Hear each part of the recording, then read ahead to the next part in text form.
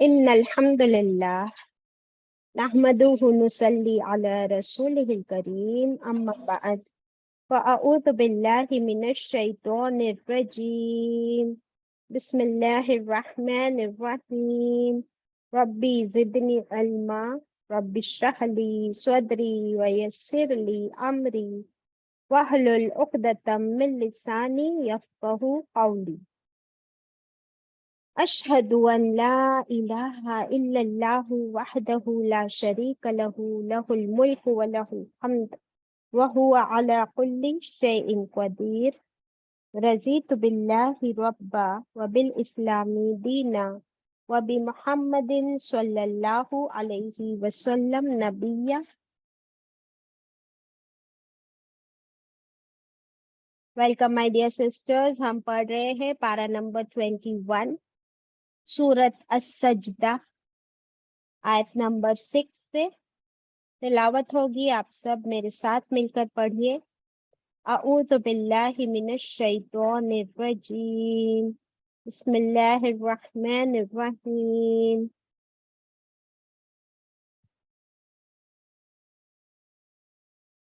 ذلك عالم الغيب والشهادة العزيز الرحيم الذي أحسن كل شيء خلقه وبدأ خلق الإنسان من طين ثم جعل نسله من سلالة من ماء مهين ثم سواه ونفخ فيه من روحه وجعل لكم السمع والأبصار والأفئدة قليلا ما تشكرون وقالوا أإذا ضللنا في الأرض أإنا لفي خلق جديد بل هم بلقاء ربهم كافرون.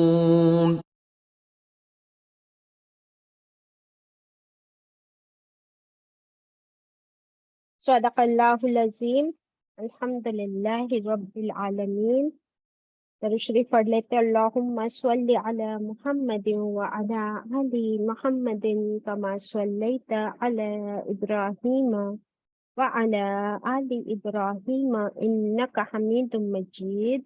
अल्लाहुम्मा बारिक अला मुहम्मदिन व अला आलि मुहम्मदिन कमा बारकता अला इब्राहीम व अला आलि इब्राहीम इन्नका हमीदुम मजीद। Kindly share the screen. कौन सी सूरा हम पढ़ रहे हैं?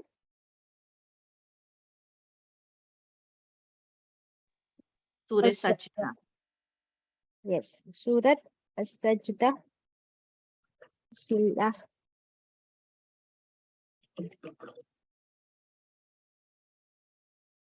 जी, तो कल हम पढ़ रहे थे आयत नंबर 5 में हमने जो कल पढ़े और उसके खूब डिटेल में गए, इसलिए कि अल्लाह ताला ने हमसे फरमाया अफला ततज़क्करून आयत 4 में कि क्या फिर तुम गौर व फिक्र नहीं करते कि कैसे अल्लाह ने ये पूरी कायनात बनाई और हर चीज को डिजाइन किया, परफेक्ट किया। और फिर क्या फरमाया, अल्लाह के तमाम मामले एक दिन में अल्लाह के पास पहुंचते हैं और उस एक दिन की टाइम लिमिट क्या है हमारे हिसाब से? अल्फ सनतिन। अल्फ सनतिन मीन्स 1000। 1000 क्या? 1000 साल। 1000 साल। तबस्सुम, अगर आपके हाथ में पारा है और नहीं भी है तो स्क्रीन पे देख लो। अल्फ सनतिन, अल्फ का मतलब होता है 1000। आयत 5 में अल्फ मीन्स 1000, सनतिन मीन्स साल। 1000 साल के बराबर उस दिन की गिनती तुम्हारे हिसाब से। लेकिन फरिश्तों के लिए क्या है? वो एक दिन काफी है, एक पल काफी है कि वो अल्लाह के पास क्या करते हैं? रिपोर्टिंग। तो इस आयत में से जो टेक था हमारे लिए کہ اللہ تعالیٰ کو نہ پوری کائنات بنانے کے لیے ٹائم لگا زیادہ، نہ اسے پلان کرنے کے لیے، نہ اسے چلانے کے لیے اللہ کو کسی کی ضرورت ہے، اور رپورٹنگ بھی اللہ کے پاس فرشتے کر دیتے۔ ویسے ہی جیسے اللہ نے ہم سب کو بنایا اور دوبارہ ہم کو واپس اللہ کے سامنے کھڑا ہونا ہے، اپنا حساب دینا ہے اپنے حساب کے ساتھ، اور وہ دن بھی ایسے ہی آ جائے گا، ہمیں پتہ بھی نہیں چلے گا۔ اللہ پلس جو اللہ تعالیٰ پوری کائنات کو اتنے پرفیکشن کے ساتھ جس نے پلاننگ کی ہے، اسی رب نے آپ کا اور میرا نصیب بھی بنایا۔ ہماری ڈیسٹینی ہر ایک کی الگ ہے نا، تو اللہ تعالیٰ نے اسے پلان کیا ہے۔ آپ سوچئے کہ جس نے پورے کائنات کو پلان کیا، اسی نے میرا نصیب بھی بنایا، تو وہ نصیب کیسا ہے؟ پرفیکٹ ہے۔ اللہ کی قدر، اس کی حکمت، اس کے وزڈم کے ساتھ میرا نصیب اللہ نے بلند بنایا ہے۔ جو کچھ میرے ساتھ ہوا یا ہو رہا ہے یا ہونے والا ہے، ہر چیز کا علم اللہ کے پاس پہلے سے ہے، بیکاز اللہ نے وہ بنایا۔ اور اللہ ہم سے کتنی محبت کرتا ہے، کتنا رحم دل ہے، تو کیا وہ ہمارے ساتھ کچھ برا کر سکتا ہے؟ بالکل نہیں۔ بٹ یہ ہے کہ ہماری، آپ کی اور میری عقل، سمجھ، حکمت اتنی نہیں کہ ہم اسے سمجھ سکیں کہ اللہ نے جو میرے لیے کیا ہے وہ بالکل پرفیکٹ ہے، اس سے بہتر کچھ ہو ہی نہیں سکتا تھا۔ الحمدللہ۔ Now we move on to ayat 6. ذالک عالم الغیب، ذالک وہ اللہ کیسا ہے۔ اب اللہ تعالیٰ کی صفات اس آیت میں ہم پڑھیں گے۔ کتنے سارے نام ہیں دیکھیے اللہ کے، اور یہ سب صفاتی نام ہے۔ کیسا ہے اللہ؟ عالم، عالم سب کچھ جاننے والا، لیکن یہاں پر عالم کے آگے کیا ہے؟ غیبی، تو جاننے والا ہے غیب کا۔ اللہ کے پاس علم ہے تمام غیب کا۔ What is غیب؟ unseen. So Allah has the complete knowledge of unseen. کیا آپ کے پاس اور میرے پاس ہے غیب کا علم؟ زیرو ہے، زیرو، بالکل نہیں۔ پھر کتنا ہے؟ جتنا اللہ نے دیا ہمیں قرآن میں۔ تو ہم اس علم کو کیسے حاصل کر سکتے ہیں؟ تھوڑا سا قرآن کے ذریعے۔ جب تک قرآن نہیں پڑھیں گے ہمارے پاس غیب کا بالکل بھی علم نہیں ہوگا، لیکن اللہ کے پاس سارا غیب کا علم ہے۔ اس میں کیا کیا آ جاتا ہے غیب کے علم میں؟ آپ لوگ بتائیے، سوچ کر ایک ایک پوائنٹ بتائیے۔ اللہ کے پاس جنت، قیامت، جہنم۔ اوکے، ون ورڈ، قیامت، رائٹ۔ قیامت کا علم صرف اللہ کے پاس ہے۔ کسی نے کہا جنت، یس، جنت جس نے بنائی، کس نے بنائی؟ اللہ نے بنائی، تو کیا اس کے پاس اس کا علم نہیں ہوگا؟ بے شک ہے۔ اور جہنم بھی، ویری گڈ۔ اور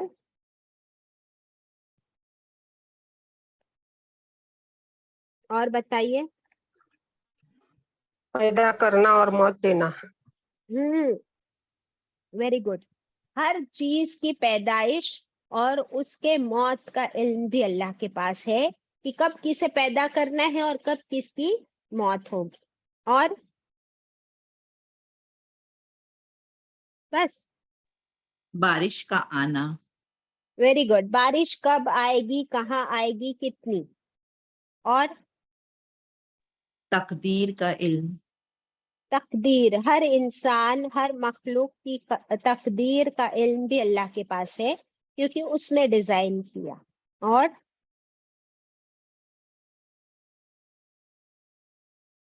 ثنا، شمیم، سریا، دیٹس اٹ۔ ماں کے پیٹ میں کیا ہے اس کا علم۔ Very good. اور ماں کا مطلب صرف ہم انسانوں والی نہیں, بیکاز اللہ نے ہر کریشن کو جوڑے میں بنایا ہے.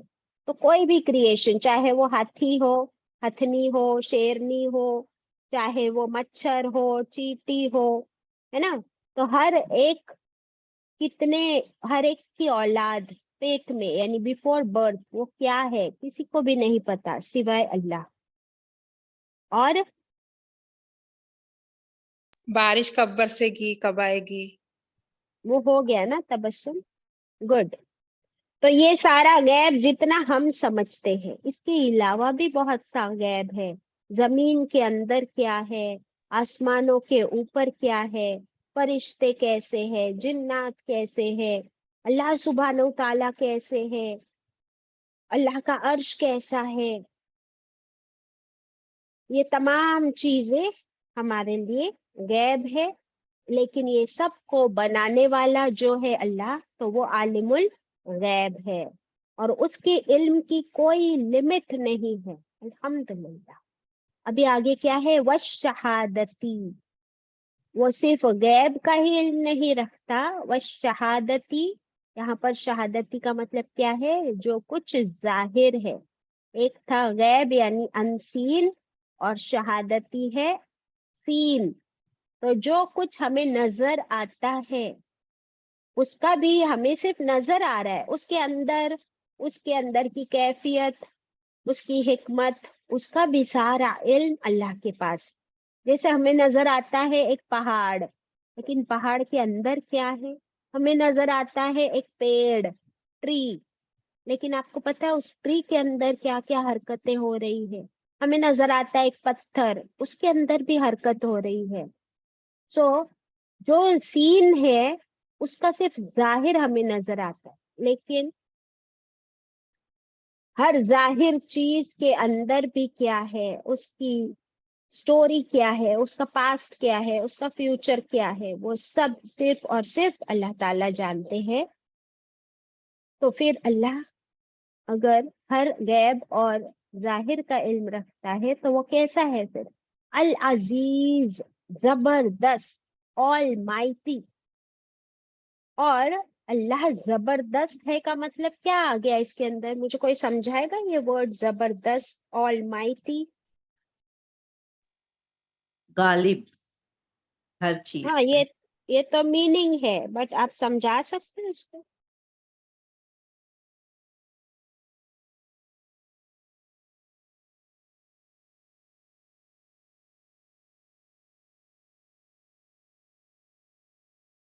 غالب کا مطلب کوئی سمجھا سکتا ہے تجھے؟ کتنی بار آتا ہے العزیز الرحیم, العزیز. یہ سپرلیٹو ڈگری میں ہے جو زبردست ہے, یعنی ہر ہاں چیز میں وہ سپرلیٹو ہے. سپرلیٹو ہے. آپ کو ایسا لگتا ہے یہ اس کا میننگ ہے کہ اللہ سپرلیٹو ہے. اوکے, اور کوئی؟ زبردست, ہر چیز پر قادر ہے. اس کا مطلب ہے اللہ کے لیے ہر چیز, کوئی ایسی چیز نہیں جو امپاسبل ہے, نمبر 1. نمبر 2, اللہ از سو اسٹرانگ کہ وہ کچھ بھی کر سکتا ہے. العزیز جو ہے نا, زبردست یا غالب جس کو ہم سمجھتے ہیں, تو یہ ہمیشہ دوسرے کسی اللہ کے نام کے ساتھ آتا ہے, اور اس کا میننگ آپ ایک سمپل ٹرم میں لکھ لیجئے, موسٹ پاورفل. Most powerful. اور کس چیز میں موسٹ پاورفل ہے وہ آگے بتا دیا ہم کو, الرحیم. تو اللہ کی جو موسٹ پاورفل صفت ہے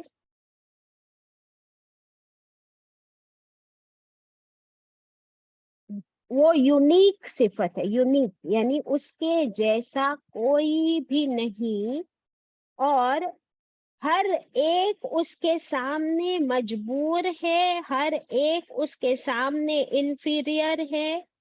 اللہ کی ہی مرضی چلے گی, اتنا وہ پاورفل. ٹھیک ہے, اتنا وہ پاورفل ہے کہ صرف اور صرف اس کی بات چلے گی, اس کے سامنے نہ کسی کی بات چلے گی, نہ کوئی اس کے سامنے چو چرا بھی کر سکتا ہے، اتنا وہ پاورفل ہے، غالب ہے. دیٹ مینس اس کے آگے ہر ایک فیلڈ. اوکے، اب اتنا پاورفل ہونے کے باوجود وہ الرحیم ہے، تو یہ کتنا زبردست کمبینیشن ہے اللہ. That Allah is almighty, at the same time Allah is most merciful. اللہ غالب، سب سے زیادہ پاورفل ہوتے ہوئے بھی الرحیم ہے، نہایت رحم فرمانے والا ہے. تو یہ یونیک کمبینیشن، یہ جوڑی اور کسی کی ہو ہی نہیں سکتی. سمجھ آ رہی ہے بات؟ ہمارے یہاں کیا ہوتا ہے انسانوں میں، کسی کے پاس پاور آ جائے تو پھر کیا وہ رحم کرتا ہے دوسروں پر؟ نہیں، اس کا پاور اس کو کرپٹ کر دیتا ہے، اس کو سٹبن بنا دیتا ہے، اس کو ظالم بنا دیتا ہے. لیکن اللہ کے پاس سارا پاور ہونے کے باوجود وہ ظالم نہیں بلکہ الرحیم ہے. یہ ہے اس بات کو سمجھنے کی صفت اللہ کی، ہمیں یہاں سمجھ آ رہی ہے. اور جب اللہ تعالیٰ کے اتنے سارے نام ایک ساتھ آتے ہیں نا، تو یہ ہمیں اللہ کی خوبصورتی، اس کا یونیک ہونا ہمیں بتاتا ہے. اوکے، اچھا، دنیا میں اگر کسی کے پاس تھوڑا سا بھی نالج ہو جائے کہ بہت نالج ہے اس انسان کے پاس ایز کمپیئر ٹو ادرز، تو پھر اس کا نالج اس کو کیا بنا دیتا ہے؟ کیا بنا دیتا ہے اس کا نالج؟ اس کا علم اس کو کیا بنا دیتا ہے؟ مغرور بنا دیتا ہے. Very good. لیکن اللہ سبحانہ و تعالیٰ کے پاس تو سارا علم ہے، ساری پاور ہے، اس کے باوجود وہ الرحیم ہے. یہ ہمیں بتا رہا ہے کہ تمہیں اللہ سے ڈرنے کی ضرورت نہیں، تمہیں اس کی مہربانیاں اور اس کے رحم سے امید رکھنی ہے، اور ہمیشہ اس کی رحمت طلب کرنی ہے، استغفار کرنا ہے. چلتے پھرتے ہم اللہ سے یہ دعا کریں کہ اللہ تو ارحم الراحمین ہے، ہم سب کو اپنی رحمت میں ڈھانپ لے، ہم سب پہ رحم فرما. یا اللہ تو مجھ پہ رحم فرما، میرے ماں باپ پہ رحم فرما، کیونکہ تو ارحم الراحمین ہے، تو عزیز الرحیم ہے. ٹھیک ہے، تو یہ اللہ تعالیٰ کے زبردست نام ہیں جن کے بارے میں ابھی ہم نے پڑھے. اب آگے ہم دیکھتے ہیں آیت 7 میں اللہ تعالیٰ کیا فرماتے ہیں. الذی، وہ اللہ جس نے احسنا، اس نے خوب بنایا. احسنا میں کیا ورڈ ملتا ہے آپ کو؟ حسن، یعنی اس نے بیوٹیفل بنایا، پرفیکٹ بنایا، سب سے زیادہ بیوٹیفل، سب سے زیادہ پرفیکٹ. یہ کہاں ملا مجھے سب سے زیادہ؟ شروع میں جو حمزہ پر زبر آیا ہے تو یہ سپرلیٹو میں جا رہا ہے. ٹھیک، سب سے اچھا، سب سے خوبصورت بنایا اس چیز کو، کل شیء، ہر چیز کو اللہ نے اسپیشل بنایا، سب سے زیادہ بیوٹیفل بنایا. اس کا کیا مطلب ملتا ہے آپ کو؟ اللہ نے ہر چیز کو سب سے زیادہ بیوٹیفل بنایا، سب سے زیادہ پرفیکٹ بنایا، خوب، سب سے زیادہ خوب بنایا ہر چیز کو. تو آپ کے لیے اور میرے لیے کیا ٹیک ہے اس میں؟ ہمیں خوش اس بات پہ ہونا ہے کہ میں اللہ کی نظر میں اسپیشل ہوں، میں اللہ کی نظر میں یونیک ہوں. isn't it؟ ہر چیز اللہ نے بول دیا نا کہ ہر چیز کو اللہ نے بہت اچھا بنایا، سب سے اچھا بنایا. تو پھر کبھی بھی ہمیں مایوس نہیں ہونا ہے، کبھی بھی ہمارا مورال ڈاؤن نہیں ہونا چاہیے، کبھی بھی ہم کو اپنے آپ کو چھوٹا یا کم تر دوسروں سے نہیں سمجھنا ہے. کیونکہ ہماری پرابلم کیا ہے؟ ہم کمپیئر کرتے ہیں اپنے آپ کو دوسروں سے، کہ وہ میرے سے زیادہ خوبصورت ہے، وہ میرے سے زیادہ پیسے والی ہے، وہ میرے سے زیادہ عقل مند ہے. اس کے پاس بہت نعمتیں ہیں، وہ بہت عبادت گزر ہے، وہ بہت نیک ہے. تو اللہ تعالیٰ نے فرمایا don't worry, I have made you special, I have made you the best. ہے نا؟ تو پھر ہمارے اندر فخر اور غرور نہیں آنا چاہیے. پھر کیا آنا چاہیے؟ میری زبان اور میرا دل کہے الحمدللہ رب العالمین، کہ اللہ تیرا کتنا شکر ہے، کتنی تیری میں تعریف کروں کہ تو نے مجھے اتنا اچھا بنایا، اور تو کہہ بھی رہا ہے کہ میں نے ہر چیز کو سب سے اچھا بنایا. دیٹ مینس اللہ کے پاس، اللہ کی کوئی چیز کمتر نہیں بنائی، انفیریئر، چھوٹی، بری، کوئی چیز اللہ نے بری نہیں بنائی. کبھی کبھی ہم لوگ کہتے ہیں اپنے آپ کو کہ میں کتنی بری ہوں، میں کتنی گھٹیا ہوں. نو نو نو، نیور. کیوں نہیں کہنا ہے؟ بتاؤ کیوں نہیں کہنا ہے اپنے آپ کو برا یا دوسروں کو بھی برا؟ کیونکہ اللہ نے مجھے بنایا ہے نا. اور صرف اپنے آپ کو ہی نہیں، دوسروں کو بھی برا نہیں کہنا ہے. ہم لوگ کہتے ہیں وہ کالی ہے، وہ ٹھنگنی ہے، وہ ترچھی ہے، وہ تو بہت جھوٹی ہے. ٹھیک ہے، اس کے اندر برائیاں ہوگی، لیکن یہ اللہ کی مخلوق ہے. اگر ہم اس کے اندر کوئی نقص نکالتے ہیں، کوئی فالٹ ڈھونڈتے ہیں، تو ایکچولی ہم اللہ کی کریشن میں فالٹ ڈھونڈتے ہیں. And how dare you, how dare me, کس نے ہمیں یہ دے دیا پرمیشن، اتھارٹی کہ ہم دوسروں کو جج کریں؟ اللہ کی مخلوق کو جج کرنے کی اتھارٹی ہم کو اللہ نے نہیں دی. آپ کو پتہ ہے ماں عائشہ رضی اللہ عنہا نے ایک مرتبہ بس مستی مذاق میں ماں سودا رضی اللہ عنہا کے بارے میں کیا کہا تھا. ماں سودا رضی اللہ عنہا وہ آپ صلی اللہ علیہ وسلم کی سیکنڈ وائف تھی سیریل وائز، لیکن وہ ایج میں بھی بڑی تھی اور وہ وزن میں بھی زیادہ تھی. She was hefty. تو بات کرتے کرتے ایک دن ماں عائشہ رضی اللہ عنہا نے کہا، ایسے اشاروں سے بتایا، جیسے ہم لوگ کہتے ہیں موٹے کے لیے دونوں ہاتھ پھیلا دیتے ہم لوگ اور کہتے کہ وہ موٹی ہے. تو ماں عائشہ نے صرف اشارے سے ایسے ہاتھ پھیلا کر بتایا تھا کہ وہ ایسی ہے.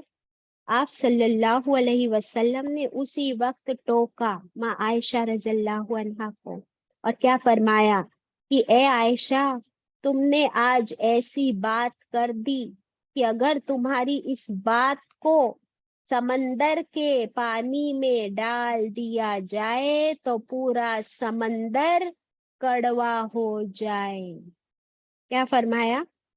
اے عائشہ، اگر تمہاری اس بات کو جو تم نے ابھی کہی اسے سمندر کے پانی میں ڈال دیا جائے تو پورا سمندر کڑوا ہو جائے. یعنی اتنی کڑوی بات تم نے کہی.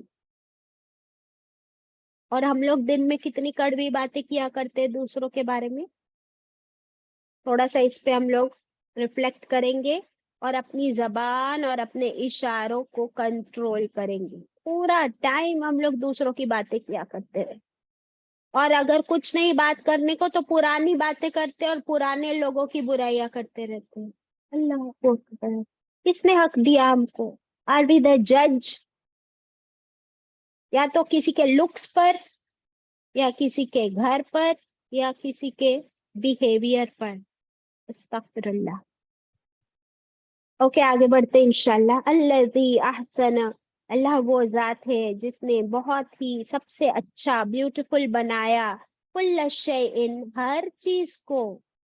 پھولوں کو دیکھو، پہاڑوں کو دیکھو، سمندر کو دیکھو، ٹریز، برڈز، کیا خوبصورتی ہے ہر چیز میں، اور پرفیکٹ.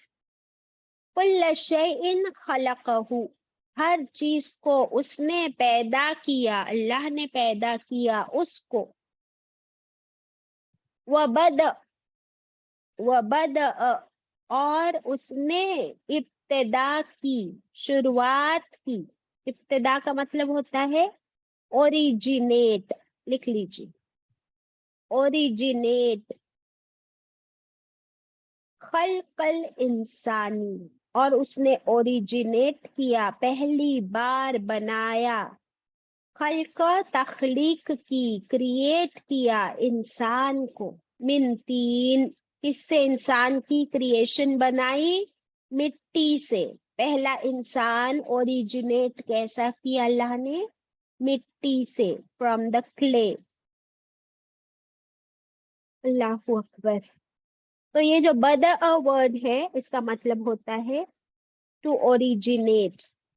ہم لوگ بھی کوئی چیز بناتے ہیں، لیکن ہماری ہر چیز جو بھی ہم بناتے ہیں اس دنیا میں، چاہے کھانا ہو یا کوئی آرٹ ہو، ڈیزائن ہو، کنسٹرکشن ہو، آپ کا ڈریس ڈیزائننگ ہو، جو بھی چیز ہم انسان بناتے ہیں، ہم اس کو کہیں نہ کہیں سے کاپی کرتے ہیں، اور پھر اس آئیڈیا کو جو کاپی کیا ہے اس آئیڈیا کو پھر ہم کیا کرتے ہیں؟ ڈیولپ کرتے ہیں اپنے دماغ کے حساب سے، برابر۔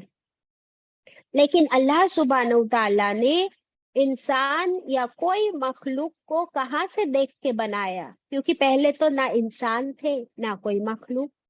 اللہ نے زمین کہاں دیکھ کر بنائی؟ کہیں بھی نہیں۔ اللہ کا اپنا ڈیزائن، اوریجنل ڈیزائن، اور اس کا را مٹیریل بھی اللہ، اور آسمان اس کا بھی ڈیزائن اوریجنل، اور اسی طرح انسان کا ڈیزائن اوریجنل۔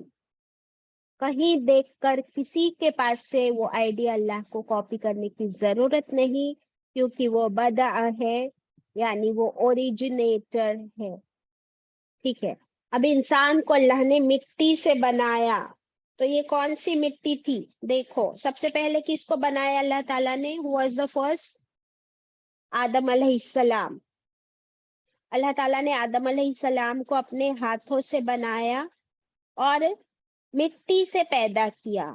جبرائیل امین کو حکم دیا کہ پوری زمین کے الگ الگ علاقوں سے تھوڑی تھوڑی مٹی کلیکٹ کر کے لائے، تو ہر طرح کی مٹی کو مکس کیا، اور اس مٹی کو کیا کیا؟ اس کو گیلا کیا so that it can be molded، اور پھر اس مکسڈ فارم کی جو مٹی ہے، تھوڑی کالی، تھوڑی ریڈ، تھوڑی براؤن، تھوڑی یلو، تھوڑی white, all colors and all variety of clay کو مکس کیا اللہ نے، اور پھر اسے گیلا کیا، اور اسے آدم علیہ السلام کا اسٹیچو بنایا، اور اس کو پرفیکٹ کرتے رہے اللہ تعالیٰ۔ اور جب وہ پرفیکٹ کلے کا اسٹیچو اللہ نے بنا لیا، تب پھر اللہ تعالیٰ نے اس میں اپنی کیا پھونکی؟ اپنی روح۔ جسٹ امیجن، روح، دیٹ مینس Allah's breath، اللہ کی سانس اللہ تعالیٰ نے اس کے اندر پھونکی۔ دیٹ مینس ہم سبھی انسانوں میں اللہ کی روح بستی ہے، اللہ کی سانس بستی ہے، بیکاز اللہ تعالیٰ نے آدم علیہ السلام کے اندر وہ پھونکی، اور ہم انہی کی اولاد ہے۔ اللہ تعالیٰ کو بس ایک انسان کو پورا ڈیزائن کرنا پڑا، اللہ نے کیا، جیسا چاہا ویسا بنایا، سبحان اللہ، پرفیکٹ بنایا۔ اس کے بعد اللہ تعالیٰ کو پھر کسی انسان کو بنانے کی ضرورت نہیں پڑی، پھر اللہ تعالیٰ نے وہ مولڈ، وہ سانچہ بنا لیا، اور اسے کیا کیا؟ جیسے ہماری فیکٹری میں ایک مولڈ بن جاتا ہے، اور پھر فیکٹری میں دھڑا دھڑ ایک کے بعد ایک اس کا پروڈکشن شروع ہو جاتا ہے، ویسے ہی ہم انسانوں کا پروڈکشن پھر وہاں سے شروع ہوتا گیا۔ آیت 8 میں فرمایا ثم جعل، پھر اس نے بنایا، اللہ نے بنایا، پیدا کیا، نسلہ، نسل کو، اس نیکسٹ جنریشن کو اس کی، من سلالت، من مائی مہین، سلالتن کہتے ہیں خلاصے کو۔ اب یہ خلاصہ کیا ہے؟ some part, किसका पार्ट, मिम्मा इन, पानी का, हकीर पानी का, महीन हकीर, इंफीरियर, ये इंफीरियर पानी क्या है, this is nothing but the sperm of the man, this is nothing but the sperm of the man, जिसको नुत्फा कहते हैं, कि एक आदमी का जो नुत्फा होता है, उसी नुत्फे से अल्लाह ताला ने ये नस्लें आगे बढ़ाते गए, जो मर्द के पीठ से निकलती है और औरत के सीने से निकलती है. The sperm of the man and the egg or the ovum of the woman, ये जब मिलता है तो फिर औरत के ही जिस्म के अंदर, in the body of the woman, उसके रहम में, उसके यूटरस में, फिर नेक्स्ट जनरेशन वहां से पैदा होना शुरू होती है. अल्हम्दुलिल्लाह.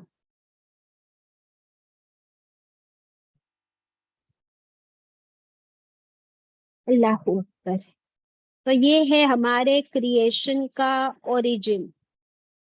फिर अल्लाह ताला आगे जो फरमाते हैं वो हम नेक्स्ट क्लास में कंटिन्यू करेंगे यहाँ से इंशाल्लाह. आज हम कल जो है ना हमारा अरफात का दिन होगा, दैट इज 9 जिलहज, और आज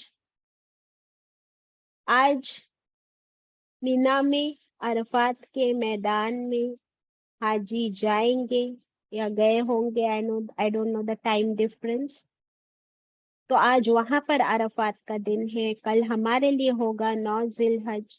क्यों ना थोड़ी सी बातें, थोड़ी सी इम्पोर्टेंस हम लोग उसकी भी डिस्कस कर ले इंशाल्लाह, और फिर आगे बढ़ते हैं उसी के साथ. Is that okay with all of you? Yes ma'am. Yes. तो इंशाल्लाह हम थोड़ा सा उस पर गौर फिक्र करेंगे कि क्यों अरफात का दिन, उसकी क्या अहमियत है, और फिर रोजे की क्या अहमियत है. एक मिनट, पहले मैं आप लोग के साथ तकबीर शेयर कर लेती हूँ, और तकबीर के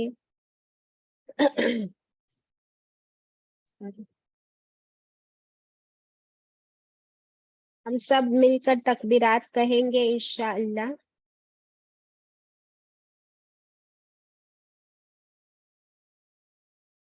الله أكبر الله أكبر الله أكبر لا إله إلا الله الله أكبر الله أكبر الله أكبر ولله الحمد الله أكبر كبيرا والحمد لله كثيرا وصل اللهم وسلم على محمد وعلى آله وصحبه وسلم تسليما كثيرا. الله أكبر الله أكبر الله أكبر لا إله إلا الله الله أكبر الله أكبر ولله الحمد.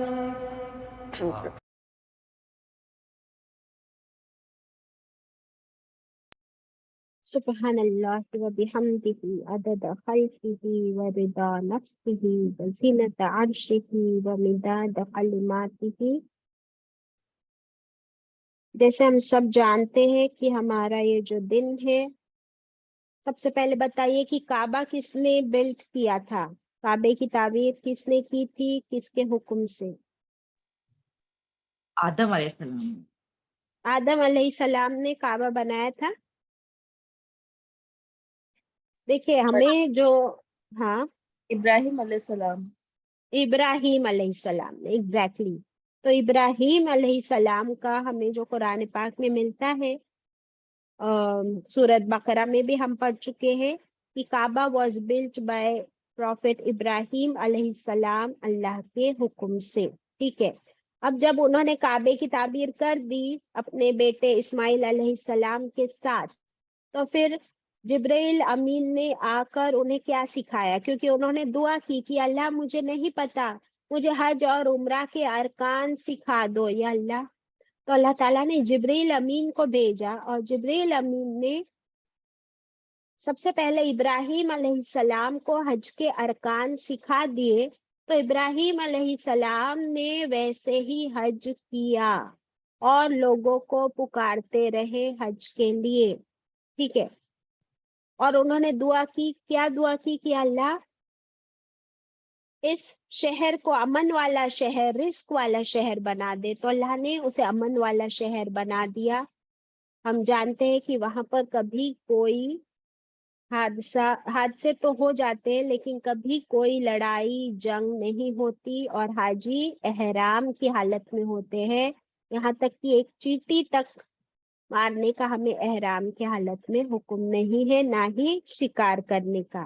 اب کیا ہوا، لیکن ابراہیم علیہ السلام سے لے کر آگے پھر یہ بات پہنچی نہیں، اور جب مکے کے مشرک بھی حج کیا کرتے تھے، لیکن انہوں نے سارے ارکان چینج کر ڈالے۔ وہ کعبے کے ارد گرد کیسا طواف کیا کرتے تھے؟ بغیر کپڑے پہنے، یس، ننگا طواف کیا کرتے تھے، نیوڈ طواف، استغفر اللہ۔ اور کعبے کے اندر 360 بت تو گڑ رکھے تھے، تو پھر کس کی عبادت کر رہے ہیں؟ یعنی ان کے اندر سے دین پورا مٹ چکا تھا۔ پھر اللہ سبحانہ و تعالیٰ نے نبی کریم صلی اللہ علیہ وسلم کے ذریعے دین اسلام کے ذریعے پھر سے پورا حج کے ارکان سکھائے، اور آپ صلی اللہ علیہ وسلم نے فرمایا کہ حج کے ارکان مجھ سے سیکھ لو۔ الحمدللہ۔ اب کیا ہے یہ دیکھتے ہیں کہ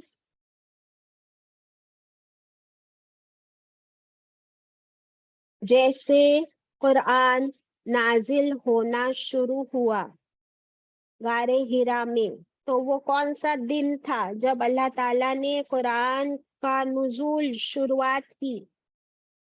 which was that day, which was that night؟ رمضان کی لیلۃ القدر، رمضان کے مہینے میں۔ تو اللہ تعالیٰ نے ہمیں کیا فرمایا کہ لیلۃ القدر کو تلاش کرو، کون سی راتوں میں؟ رمضان کے آخری عشرے کی طاق راتوں میں، اور کیونکہ اسی دن اسی رات قرآن نازل ہونا شروع ہوا، اور وہ ایک رات کس سے بہتر ہے؟ 1000 مہینوں سے بہتر ہے نا، وہ 1000 مہینوں کی عبادت سے وہ ایک رات کی عبادت بہتر ہے، افضل ہے۔ لیکن we have to search that night، ہمیں اسے تلاش کرنے کا حکم دیا گیا ہے، بیکاز ہمیں ایک پرٹیکولر رات نہیں بتائی گئی۔ لیکن اب وہ جو شروعات ہوئی قرآن نازل ہونے کی، اور پورا قرآن نازل ہوتا گیا کہاں تک کہ کتنے سالوں میں؟ 23 years and few days۔ آپ کو پتا ہے کہ یہ نبی کریم صلی اللہ علیہ وسلم کا جو حج ہوا، آپ صلی اللہ علیہ وسلم نے اپنی زندگی میں کتنے حج کیے؟ ایک، one and only one۔ اور وہ کب ہوا؟ 10 ہجری میں، 10 ہجری یعنی ہجرت کے بعد 10th ایئر میں نبی کریم صلی اللہ علیہ وسلم نے اپنا حج کیا اللہ کے حکم سے، اور حج کے ارکان ان کو وحی کے ذریعے اور جبرائیل امین کے ذریعے سارے حج کے ارکان آپ صلی اللہ علیہ وسلم کو سکھائے گئے۔ تو وہ سب ہم دیکھیں گے انشاءاللہ کوئکلی۔ ابھی حج زندگی میں ایک بار کرنا فرض ہے۔ یہاں پر آپ دیکھیے، does Hajj erase all sins? Yes, حج اگر ہم نے صحیح نیت کے ساتھ، صحیح ارکان کے ساتھ، صرف اور صرف اللہ کو راضی کرنے کے لیے کیا ہے، تو حج جو ہے ہماری پچھلی زندگی کے تمام گناہوں کو मिटा देता है, माफ कर देता है, बिल्कुल आपकी जिंदगी starts like a clean slate. अल्हम्दुलिल्लाह। अभी अरफात का दिन, इसके बारे में हमने देखना है, क्योंकि इसकी क्या इम्पोर्टेंस है। जैसे हमें नहीं पता है कि कौन सी रात कुरान नाजिल होना शुरू हुआ था, बट हमें पता है कि वो कौन सा दिन है, अरफात का दिन है, जिस दिन अल्लाह ताला ने फरमाया कि ए नबी करीम सल्लल्लाहु अलैहि वसल्लम, आज हमने इस नेमत इस्लाम को मुकम्मल कर दिया, कंप्लीट कर दिया। आप पर दीन इस्लाम और पूरी शरीयत को मुकम्मल कर दिया। तो वो कौन सा दिन था? वो अरफात का दिन था, जिस दिन ये पूरा कुरान का नुज़ूल कंप्लीट हो गया। अब आपको समझ आ रही है इसकी इम्पोर्टेंस? एक था कि वो शुरू हुआ, वो शब कद्र की रात थी, और एक है ये दिन जिस दिन आपके लिए ये पूरी शरीयत मुकम्मल कर दी गई, कंप्लीट कर दी गई। अब आपको समझ में आ रहा है इसकी इम्पोर्टेंस?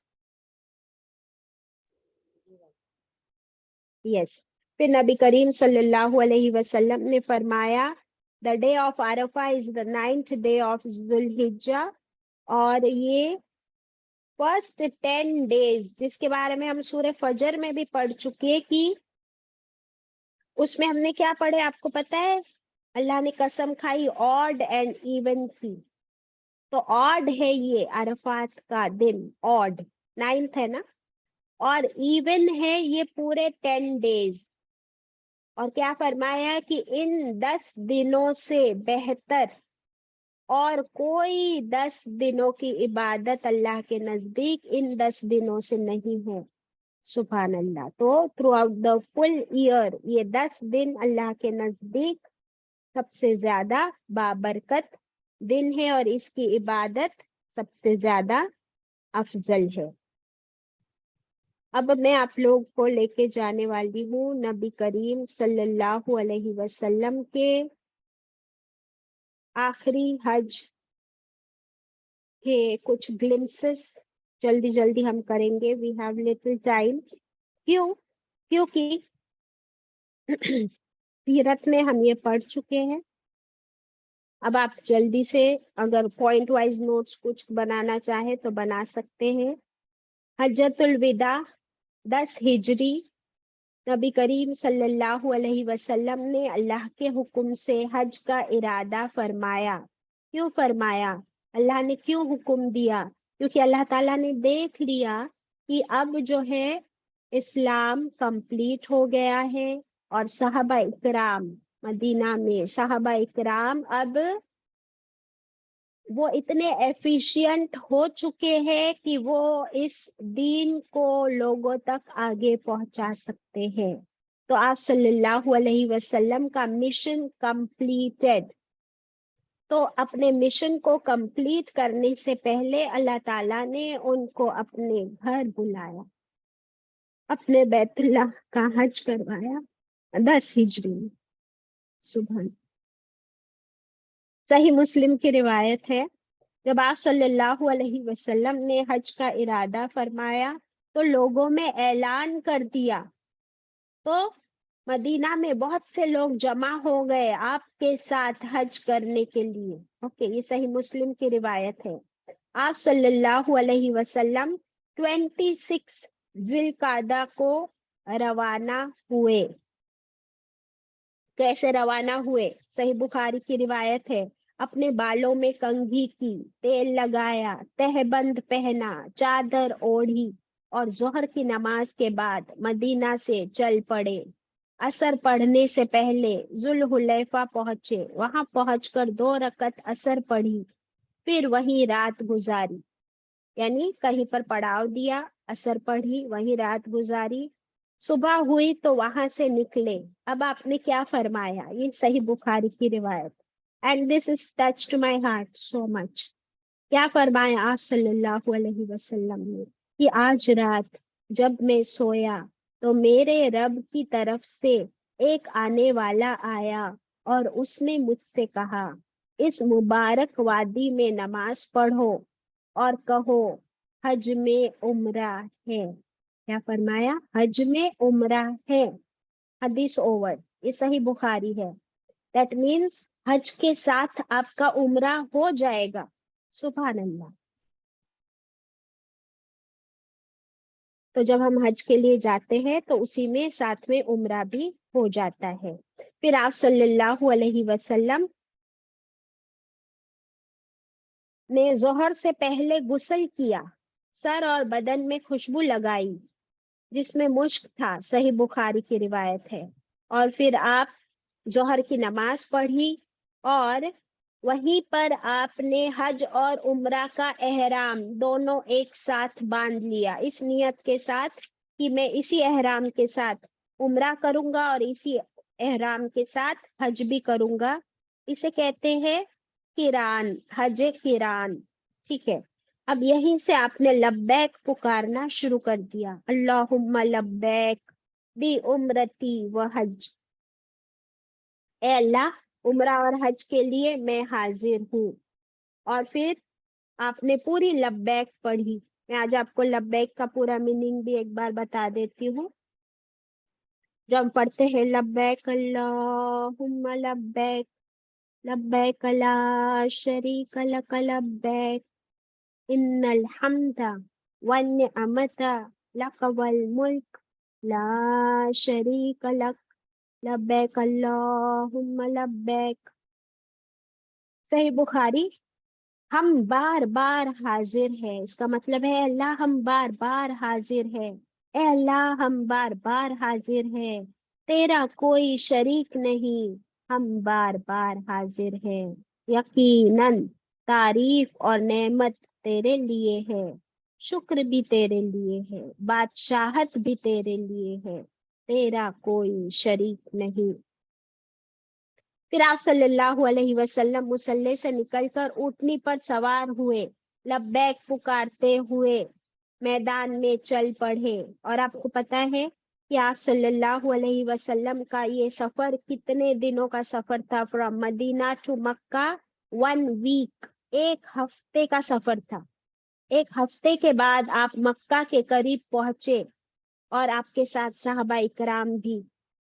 پھر آپ نے وہاں پر رات گزاری، پھر فجر پڑھی، پھر غسل کیا اور پھر حرم میں داخل ہوئے، ہے نا. احرام تو پہن چکے تھے، پھر غسل کیا، پھر حرم میں داخل ہوئے.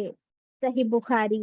یہ 4 ذی الحج کا دن تھا. ابھی ذی الحج کا مہینہ شروع ہو گیا، 4 تاریخ تھی.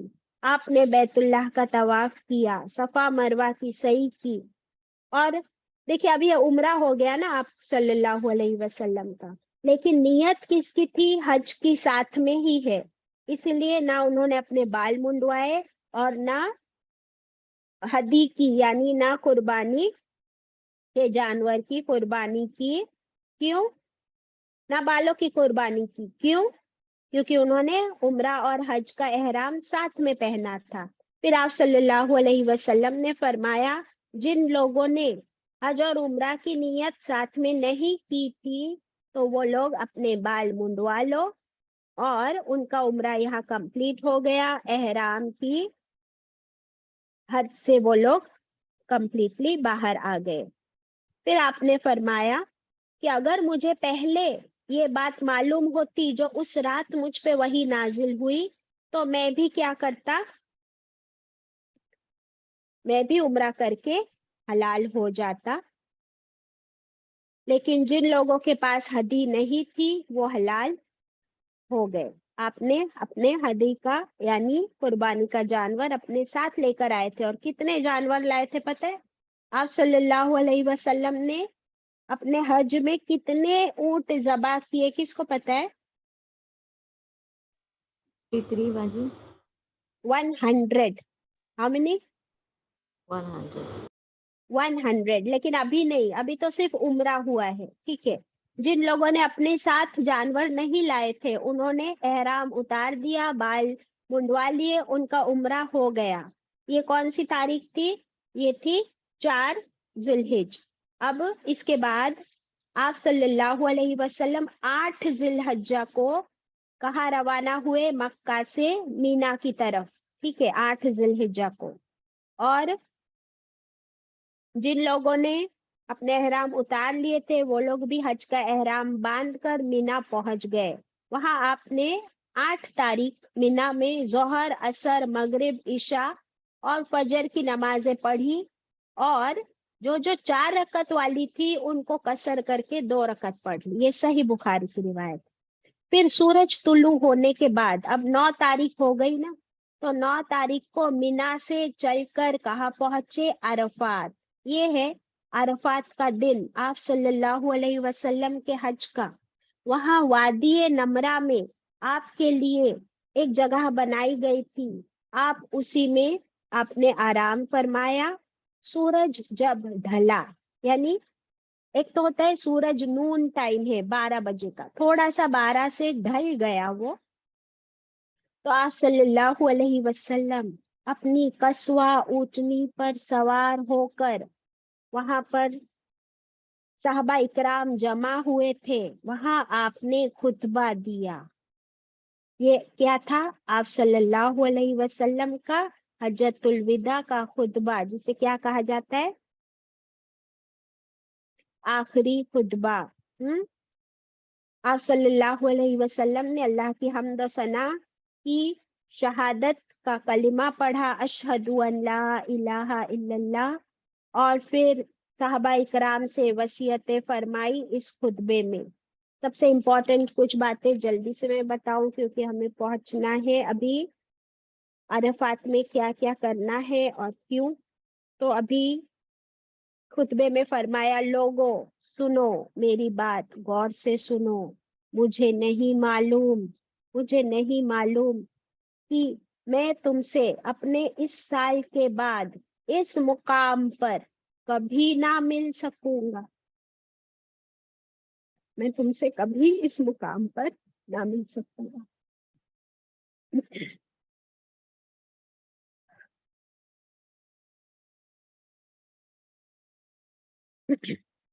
تمہارے خون, اب 3 چیزیں فرمائی, تمہارا خون, تمہارا مال اور تمہاری آبرو.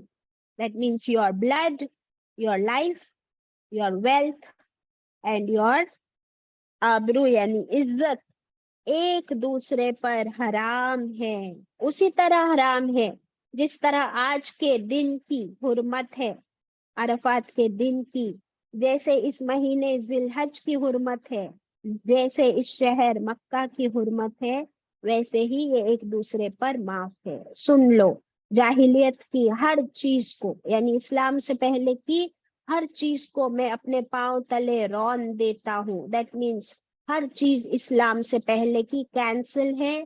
You do not have to follow it. اسلام سے پہلے کے خون بھی معاف ہے, اور اسلام سے پہلے کا سود بھی معاف ہے. سارا سود معاف کر دیا. پھر کیا فرمایا؟ میں تمہیں تمہارے ساتھ ایسی چیز چھوڑے جا رہا ہوں کہ اگر تم نے اسے مضبوطی سے پکڑ لیا تو اس کے بعد ہرگز گمراہ نہ ہوگے, اور وہ چیز ہے اللہ کی کتاب قرآن. اس کے بعد آپ صلی اللہ علیہ وسلم نے پوچھا صحابہ اکرام سے کہ اگر تم سے پوچھا جائے گا میرے بارے میں تو تم کیا کہو گے؟ صحابہ اکرام نے کہا, سب نے ساتھ مل کر کہا, ہم شہادت دیتے ہیں, ہم گواہی دیتے ہیں کہ آپ نے قرآن کی تبلیغ کر دی. اللہ کا پیغام, اللہ کا میسج ہم تک پہنچا دیا, خیر کا حق ادا فرما دیا. یہ سن کر نبی کریم صلی اللہ علیہ وسلم نے اپنی شہادت کی انگلی آسمان کی طرف اٹھائی اور اللہ تعالیٰ سے فرمایا, اے اللہ تو گواہ رہ, اے اللہ تو گواہ رہ, اے اللہ تو گواہ رہ کہ میں نے یہ حق, اپنی ذمہ داری پوری کر دی. پھر فرمایا، اب دیکھیے جب اللہ تعالیٰ سے آپ صلی اللہ علیہ وسلم نے یہ فرمایا کہ اللہ تو گواہ رہے، یو آر دا وٹنس کہ میں نے یہ سب پہنچا دیا، تیرے احکام، تیری کتاب پہنچا دی۔ آپ کو پتا ہے اس کے بعد اللہ تعالیٰ نے کیا فرمایا؟ اللہ تعالیٰ نے آیت نازل فرما دی وحی کے ذریعے. Look at the conversation, it touches your heart. صحیح بخاری کی روایت ہے کہ سورہ مائدہ آیت 3 نازل کر دی اللہ تعالیٰ نے. کیا فرمایا؟ آج میں نے تمہارے لیے تمہارا دین مکمل کر دیا اور تم پر اپنی نعمت پوری کر دی اور تمہارے لیے اسلام کو بہترین دین پسند کر لیا. سبحان اللہ. تو that was the day of Arafah. سمجھ میں آ رہی ہے اس کی امپورٹنس؟ پھر آپ صلی اللہ علیہ وسلم نے عورتوں کے متعلق کیا فرمایا؟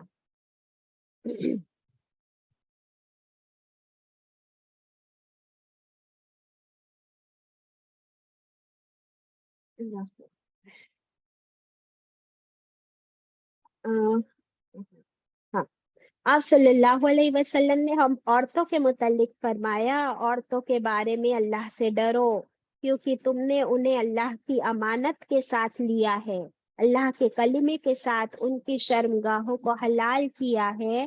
ان پر تمہارا حق یہ ہے کہ وہ تمہارے بستر پر کسی شخص کو نہ آنے دے، اور تم پر ان کا حق یہ ہے کہ تم انہیں بھلے طریقے سے کھلاؤ اور پہناؤ. پھر آپ صلی اللہ علیہ وسلم نے نماز ادا کی. اب جو ہے آ گیا وقوف عرفات کا وقت. وقوف عرفات کس کو کہتے ہیں؟ کہ